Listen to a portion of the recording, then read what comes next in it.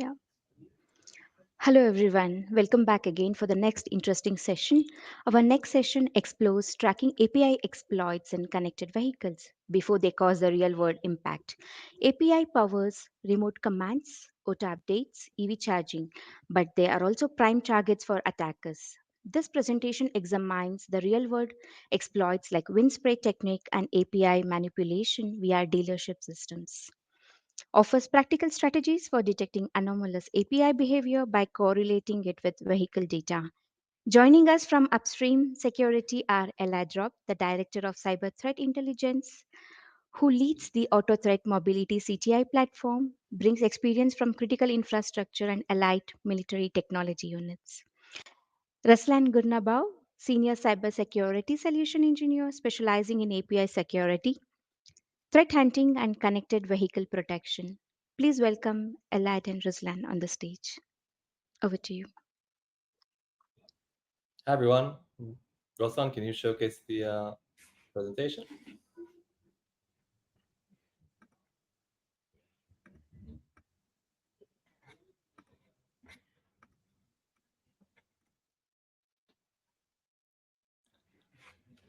Amazing. So hi everyone again. My name is Elad. Thank you, Sindhu, for that overview. I'm the Director of Cyber Threat Intel at Upstream. And today with me is Ruslan. He is a Senior Cybersecurity Solution Engineer, specifically on the API issues. We're going to talk about unmasking the blind spot, why API security is a weak link in the automotive cybersecurity ecosystem. Let's start. In recent years, security researchers have demonstrated that they can remotely unlock, start, locate, flash, and honk vehicles across multiple brands. No physical access was actually needed. They're armed with nothing more than identifiers such as a VIN, a vehicle identification number. All of these cases here are classic API abuse, classic API attacks, taking control over vehicles due to missing authorization checks, weak identity binding, and endpoints that actually trusted a VIN as if it was a signed and scoped credential. Now, all these headlines capture the shock factor, but the mechanics of these kinds of attacks are pretty simple. The attackers first collected VINs at scale from sale listings of vehicles, dealership photos, insurance docs, etc. And then they used probe pairing or vehicle lookup API endpoints. These kinds of things reveal vehicle owners, app linkage, or accept the VIN to help users access their accounts and then their vehicles. These kind of attacks are called VIN spray attacks. It's only one method in the API area. You use VINs to access via API and harvest the ones that actually respond. It's low skill, high scale, and it has bypassed all the perimeter controls entirely in the automotive ecosystem. Why does this actually matter? I think, first off, these are cloud-based API issues, and they're creating a rapidly growing attack surface for the automotive ecosystem. And cyber mitigation for it isn't just doing better WAF rules. It needs to be based on contextual authorization and detection. And then only allow a command when the vehicle and driver relationship makes sense. Alert if it does not make sense. How? By correlating API calls with the telematics state, pairing history, and other things within the vehicle. We won't name any brands here. Everything we'll show has been disclosed publicly online, but we will dissect all of his attack techniques and show how to detect them in real time. Let's zoom out to the data. Let's talk about attacks. These data are from 2024. Attacks are moving up stack into telematics and APIs. Let's see the actual numbers. So like I said, this is 2024 numbers, but I'm behind 2025 numbers and they are even larger than these. 2024 was the kind of inflection point in cyber-related attacks on the automotive and mobility ecosystem. Most incidents no longer were only inside the vehicle, they started from the telematics and cloud. 66% of these recorded incidents, cyber incidents, involved telematics and cloud, up from 43 back in 2023. That's a massive shift toward remotely exploitable surfaces that are attached to a vehicle. APIs are now the second largest category. In 2024, it was 17%. I can tell you that in 2025, it's much larger. Now, Traditional vectors like attacking through the infotainment, ECUs, GPS, or third-party apps not via API, transportation systems, or CAN bus are comparatively smaller. It's not that these attack vectors have vanished, but we're seeing more and more threat actors and attackers prefer remote, reusable, and scalable entry points. Why is this happening? I would say three main drivers. One is scale. One misconfigured API or cloud permission can touch thousands of vehicles instantly. Two is a low barrier. You don't need hardware or physical access, just a browser, a token, or a lead credential. And three, it's a much vaster ecosystem. It's not only OEMs, it's dealerships, EV charging networks, mobile backends. They create more identities, more endpoints, and more chances for broken authentication and misconfigurations. Let's talk a bit and explain about API as an attack surface, Russ. Sure. APIs are the connective tissue of the vehicle ecosystem. Remote commands, OTA updates, telematics, charging, and dealer tools. They also give attackers low skill, high impact opportunities. On the left, we have the fleet and edge devices. In the middle, cloud services and stored data. On the right, mobile apps, dealer web apps, and back office systems like ERP and CRMs. Every red hat here marks a place where a single misstep, a leaky endpoint, weak off, or bad rate limit can be abused at a fleet scale. Two recent patterns bring this to life. Number one is win spray. Attackers iterate wins against APIs, mixing light social engineering to bind unauthorized users to vehicles. Number two is dealer and workshop APIs. Simple inputs like a license plate number can be pivoted into a vehicle identifier and then into remote functions. Why do these keep slipping through? Because traditional app security tools look at API in isolation. If I can't correlate an API request with vehicle context, I cannot separate an actual user from an abuser. That context gap is the blind spot. And yes, of course, the usual suspects like BOLA and broken off, excessive data exposure, and security misconfiguration and injection still bite us. In the automotive ecosystem, each of these has a multiplier. One misconfiguration can touch thousands of vehicles instantly. Let's look what actually hits in the wild. Our VSEC numbers tell us a very clear story. From our VSOC, most pain is actually hygiene, not canvas attacks. 43% are vulnerabilities and misconfiguration, and the runaway leader is unauthenticated API calls. Right behind it, we have tokens with no expiration date and the use of pre-prod tokens in production environments. After that, we have 36% in abuse and fraud, like credential stuffing and Winspray attacks. Finally, 13% are business logic attacks. You know it as BOLA or IDER, where identity and ownership drift apart. So the story isn't exotic hacks. It's actually cloud and API hygiene and abuse at scale. That's some good news for detection because the signals are visible if you're looking. Elad, we show you why this slip past traditional controls the moment the API gateway makes decisions without asking the car is actually doing. Thanks, Russ.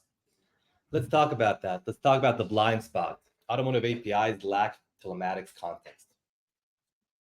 Basically, what you see here is that API gateways are excellent at identity, paths, and rate limits, but they're blind to the car state and the actual vehicle controls that are being used.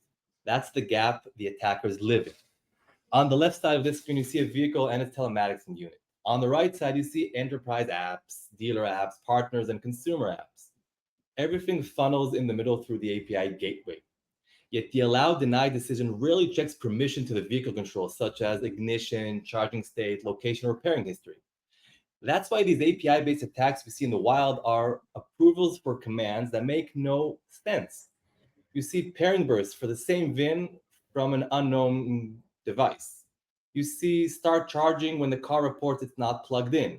You see OTA updates or remote start that are issued hundreds of kilometers from the VINs or the vehicle actually last presence. Once we can make these API decisions context aware, VIN spread attacks and other similar workflow abuses and attacks that will show you turn from invisible noise basically in the automotive ecosystem into high confidence, stoppable events. But let's talk first about the risk of not doing anything to actually prevent these kinds of attacks.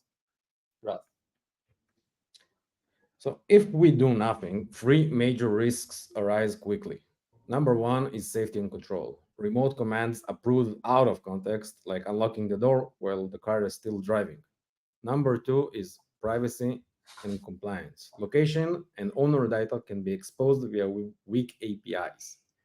And finally, we have financial and ops, fraud on EV charging, warranty, and service abuse. Attackers don't need hardware, they need an endpoint and identifier. One misstep scales to thousands of vehicles. Our ask today isn't more WAF rules, it's API decisions with vehicle context and real time correlation. Here we have examples of what doing nothing looked like in the headlines. One line like this, and the story writes itself. 800,000 drivers impacted. What makes this so uncomfortable is how ordinary the cause was. Not a clever hack, just an actuator online without any authentication, leaking things no one ever meant to share, like JWT tokens, passwords, or sensitive details. From there, the path is obvious. If you can grab those details, you can pretend to be anything you like and start pulling live location and vehicle information. You don't need a lab, just need a browser. Notice the scale in the headline. That's the lesson. A single sloppy endpoint becomes a fleet-wide problem the moment it's discovered. Now, let's make it a bit tangible. Here's what this looks like on a developer's screen. No mystery, just a request on the left and a very revealing response on the right. On the left, we have the request, nothing exotic. Simple call built around the VIN. The kind of thing any mobile app or tool might do. On the right, we have the response, owner details and service history coming straight back. No hoops, no checks at all. This endpoint was effectively open to anyone who knew a VIN.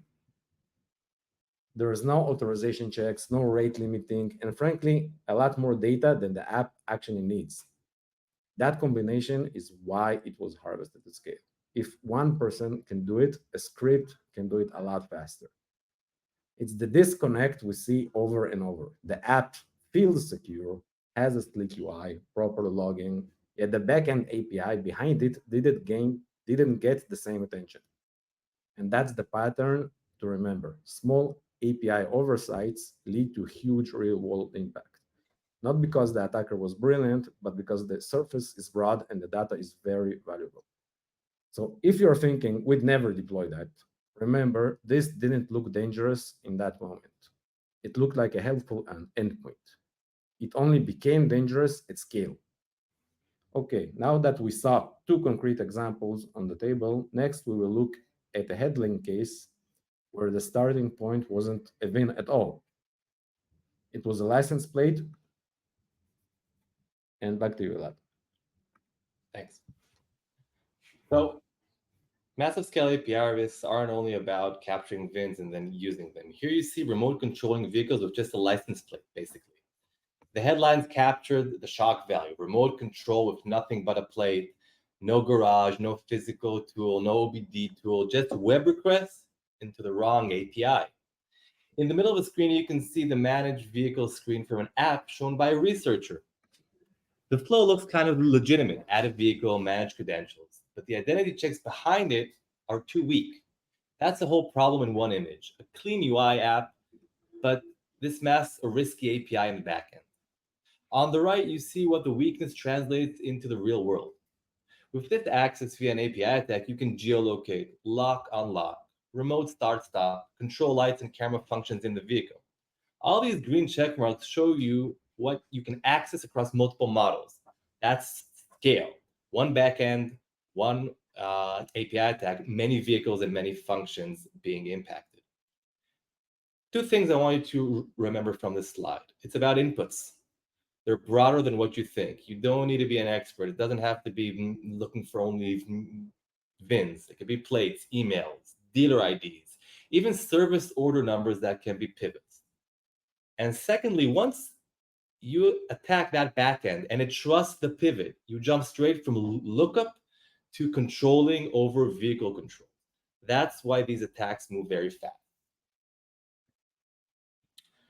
Moving forward, we've seen how these small API gaps turn into big, very public issues, as shown in the examples we just discussed. Now what? The next section we'll discuss here will be a practical path to mitigation. It's not theory, it's a checklist for detecting API abuse earlier, keeping noise low, and real issues get attention. We'll walk through these 6 moves on how to protect your APIs that actually apply for the automotive ecosystem and the cybersecurity state for vehicles. 6 steps on how to protect. 1, visibility. You cannot protect what you can't see. You have to keep a live inventory of every API, every vehicle, and every consumer to connect those dots. 2, we call it as integrated ecosystem. Join API transactions with telematics so each alert carries the car's reality, the real car, what's happening with the gear, its location, its pairing histories. So everything makes sense when you detect an abnormal API event. 3, master the fundamentals. OWASP top 10 vulnerabilities still catch the vast majority of incidents in a very reliable way. Master them. Know how to actually detect them. 4, continuous refinement. Tune your detections with what you learned from production areas and purple team expertise and exercises. Keep what works, lose what makes a lot of noise. 5, we call standardized practices. Share docs, checklists, and regular tests make good behavior the default and keep detection stable as you deploy new endpoints. And every company we see deploys endpoints at a massive rate. And 6, use practical AI and machine learning. Use it where it saves your analyst time, triage, duplicate suppression, quick rationales. Let's go over in depth on these 6 steps. Russ. Number one, visibility first. You can't protect what you don't see. On the left here, we have the API catalog that gives us the basics at a glance. We have methods, paths, auth types, parameter, which product feature each endpoint powers, and when it was last seen. That's how we spot shadow endpoints. On the right, the assets view shows vehicles and consumers, who they are, when they were last active, and how they behave. This matters for detection. When an alert fires, you want to instantly know what endpoint is this, which feature does it belong to, who owns it, and which vehicles or users it can touch. If the catalog and the asset registry are tidy, every alert we ship can be reached. Once you can see everything, the next step is to connect the dots. Number two is the integrated ecosystem. This picture is the whole philosophy. Telematics data plus API transactions equals a reliable digital twin. When an API says unlock, the vehicle state answers. Is the vehicle in park? Where is the vehicle located? With that context, an alert goes from maybe odd to a clear response. A remote unlock from a new device while the car is driving, let's say 500 kilometers from the user's last known mobile device, that's an analyst ready in one line. Decisions are made with API data and the vehicle state, not just status codes. Now, the unglamorous part that wins most battles. Number three, the fundamentals. Here's a dead simple example you can spot without fancy tools. You have one IP fanning out to many vehicles. The lines on the map show a single source correlating to multiple vehicle IDs, exactly what a VINs plate or plate enumeration looks like in the real world. If that source is a hosting provider or, let's say, a suspicion ASN, it's even a louder sign. At the bottom right are the hygiene items that never go out of style, missing security headers, actuator exposure, and configuration mistakes, of course. These aren't glamorous, but they catch the majority of actual incidents cleanly and repeatedly. Get this right and monitored, and your analysts will thank you. Number four is the continuous refinement process. To scale this across teams, you need consistency. Detection quality improves by iteration, red and purple team runs, lessons from real alerts, and short feedback loops with devs. This keeps the noise down. The win is actually measurable. Fewer false positives, faster triage time, and higher confidence when something truly odd happens. Number five is to standardize the API security practices. Standards keep everyone rowing in the same direction. Clear documentation of what good looks like, security checklists that ship with every service, and automated tests that block obvious mistakes before they even hit the production environment. When teams follow the same patterns, your detectors become simpler and more accurate because they are matching known shapes. The velocity stays high, but surprises go down. And finally, number six is where AI actually helps. This kind of AI that earns its keep. The system calls out a case, true positive, 100% confident, and explains why in plain language. That saves analysts time on every obvious case and lets us humans focus on the ambiguous cases. The rule of thumb is simple. Use AI selectively to speed up the trash, group duplicates, and generate short rationales. Don't try to make it the detective, judge, and jury. Let it be the assistant that keeps your queue clean and your team fast. Put together these six moves: visibility, correlation, fundamentals, refinement, standardization, and selective AI are how you spot API abuse or attacks early and act with confidence. Thank you, Russ. So before we just wrap up and then start with questions, we're also going to give you a bit of time back, which is good because it's a long day.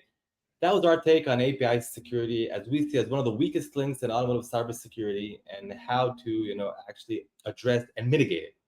We showcased here real in the wild API-based attacks against the automotive ecosystem, how API security looks like in that ecosystem, how these attacks occur without being detected, what we call the blind spot and why it happens, and how to actually detect them pre-hand and then prevent these attacks from using these six steps for mitigation. Now, we'd be happy to hear any questions and answer them. All yours. Thank you all.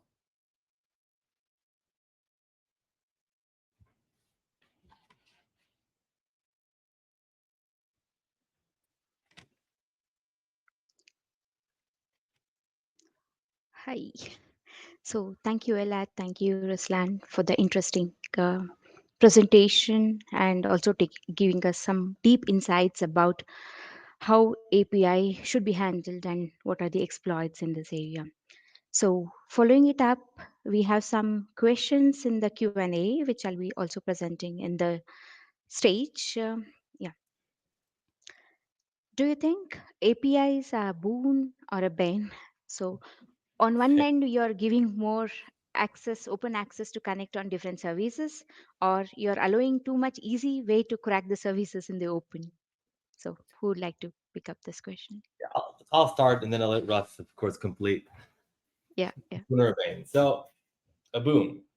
At the end, let's talk about OEMs. APIs power mobile apps, let's say, applications that connect to the vehicle to use vehicle controls. That's a basic. Remote unlocking, charging, climate preconditioning, etc. It doesn't really matter. It's a major convenience and a differentiator for all clients, for all car owners. So telematics and mobility APIs allow insurers, fleet operators, service providers to plug into vehicle data, not only consumers. It's about innovation. Developers can now build new mobility apps, charging services, infotainment features from afar, tapping into APIs instead of reverse engineering vehicle protocols. That's a boon for APIs in automotive. Now, the bane is it becomes an expanded attack surface. You need to know how to protect and what to actually detect. Each exposed endpoint vehicle status, OTA update, a VIN lookup, like we just said, becomes a potential entry point. And then those misconfigured APIs have already led to VIN data leaks and remote control of, vehicle functions. And of course, it's third-party risk, allowing a lot of services to actually connect to your vehicle and to the API via the backend. It's a risk. It's also a risk if the API is public and poorly secured. All that, you need to find a balance. And that balance we tried to show with the know-how of what are your APIs, what are your vehicles, and how are they secured. It's not only about detection, like we just talked about. It's about strong authentication. It's about encrypted traffic between the vehicle and the backend. VIN level rate limiting, backend logging, and of course, anomaly detection, which is crucial. We see it. Um, of course, those APIs expose sensitive data without access. You need that access control. So you got to make it less trivial for attackers to escalate that data and then remote control via detection. IC APIs, I call it the new remote OBD port.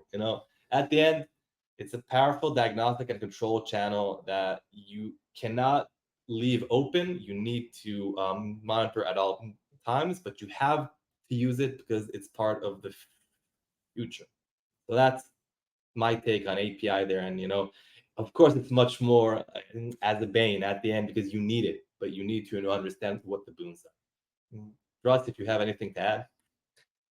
No, just like you said, it's both. APIs make it a lot easier to connect everything you have. It's either apps, maybe services, backend devices, or backend systems. But because if they're not secured, the attackers can exploit it very quickly. Also, in my opinion, the learning path for API security is a lot quicker than, let's say, IT security or automotive security. Yeah. Thank you, Ruslan, and thank you, Elad, for your views on this. So we see a good advantage of API. On the other end, we need to protect it. Otherwise, yeah, we might fall into certain vulnerabilities where attacker can find an easy slot to enter. Yeah. Thank you.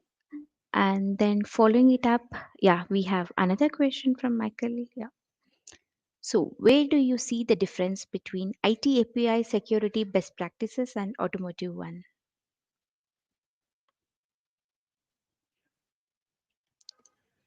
Russ, do you want to take it?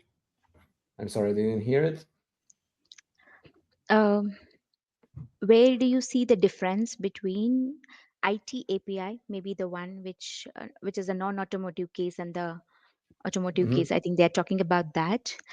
What's the difference between or security best practices between the IT API and the automotive one? So in that context, yeah. Well, IT security is protecting data of the business, and API, automotive API security is basically, I think, has a real, can have, let's say, a real impact on either its Mm, vehicles, charger, or its telematics. I think that's the biggest difference. right, right, yeah. But I So the think impact perspectives are different at the IT Yeah, level and the automotive or at the vehicle level. Yeah, we can also yeah. have some real threat. Yeah. In IT security, the exposure is data leaks, account takeovers, but with automotive API security, the impact can be actually also physical as well, not only data theft. exactly it. Exactly it. I mean, at the end, in the automotive end, it's about cyber physical safety. It could be grid. It could be energy. It could be a lot of much more, let's call it dangerous takeovers than only in IT. The threat model might be different. Like automotive APIs, they can extend to safety and physical control, like we said. So you take a weak API that can unlock your doors or start the engine. It's much more. It can be a physical and a safety issue much more than a data breach or denial of service. So it's kind of it can become life and death, and not only the brand reputation and IP. And also the authentication are a bit different. Tokens on the automotive end can be short-lived and tightly scoped. So they can basically lead directly to theft like we said, unsafe conditions. So that's a major difference there. Mhm. Yeah. Thanks, Elad, for your view also. Thanks, Ruslan.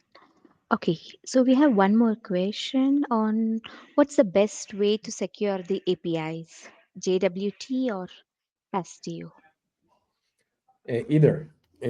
Basically, it comes down to how do you use it in the backend. A token is just a way to see who is issuing the request, but how do you use it in the backend if you're actually validating that the consumer, let's say, is tied to the asset is trying to approach, if it's using a strong algorithm or stuff like that. Each one of them has its pros and its cons, but basically at the end, it's how it's being used in the backend, in my opinion. Okay, okay. So does it also have different implications or the way of handling?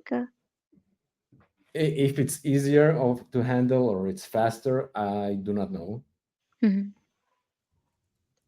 But anything can be used, JWT or PASTIO, then yeah. It Also, depends API on the context is, only. yeah, depends on API. Yeah. Okay, okay, sure. Thank you. And then, yeah, we have one more question on can you elaborate a little bit more on where AI is already helping? Sure. Where it's actually helping is giving the analyst a short and confident response on each alert. It doesn't make the decision for him, but it summarizes everything he knows.